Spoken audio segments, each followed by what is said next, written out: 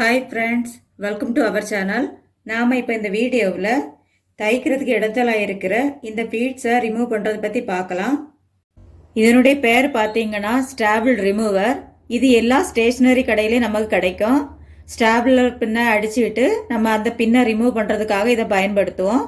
இதை வச்சு தான் நான் ஈஸியாக இந்த பீட்ஸை எடுத்தேன். பாருங்கள், இப்போ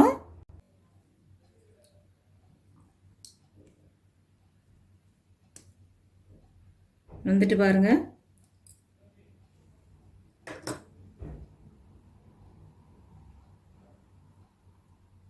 இதை எப்படி எடுத்துட வேண்டியதுதான்.